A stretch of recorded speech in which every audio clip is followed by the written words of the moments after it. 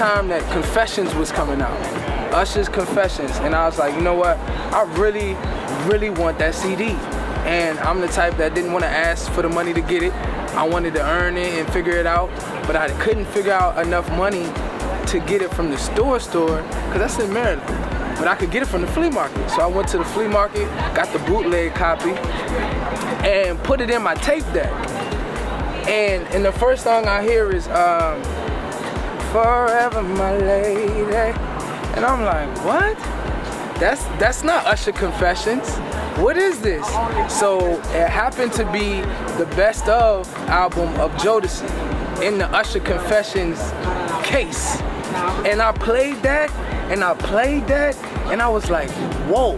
And it introduced me to a whole new era of R&B, because coming from there, from the Eastern Shore, it's 60s and 70s R&B is what we grew up on. But that Jodeci was that New Jack Swing. It filled in the gap between the Usher I was trying to listen to, that my friends was listening to, and what I grew up on in the 60s and 70s, that New Jack kind of bridged the gap. So when I fell in love with Jodeci, like, it just took my appreciation to music to the whole next level. I first fell in love with music listening to soca with my mom. She always used to put on soca records and clean the house and dance around the house, and I just saw all of the joy that she got from listening to soca.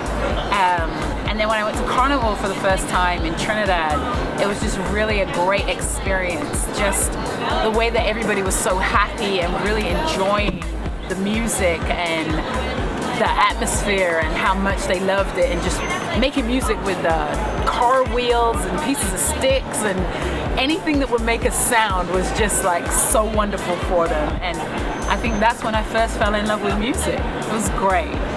So I was riding in the car with my father, and we was listening to Snoop Dogg. I forget the name of the song, but it was that classic song. He said, raise up off these NUTs because you get none of these. And we pulled into the driveway at my house.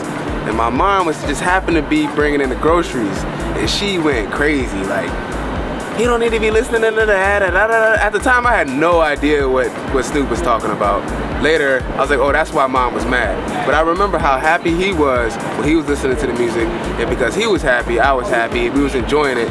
And then when we got home, it created that much energy in my mother, and I was like, oh, like, music creates energy. Music, like, awakens people. And I was like, oh, this is pretty cool.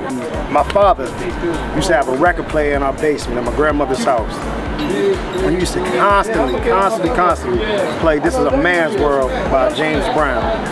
Full blast in the basement, echoing off the walls. Like, I remember it to this day, walls vibrating, listening to James Brown, just the flow of the music, the passion behind his voice. And from that time, even to this day, I still would listen to the song, and I have flashbacks of back when I was a kid and my dad used to play it. I think I first fell in love with music, I don't know how old I was, but between Moonwalker, I watched that tape over and over again, and the LL Cool J, Mama Said Knock You Out. That is when I fell in love. I sung LL Cool J all day long.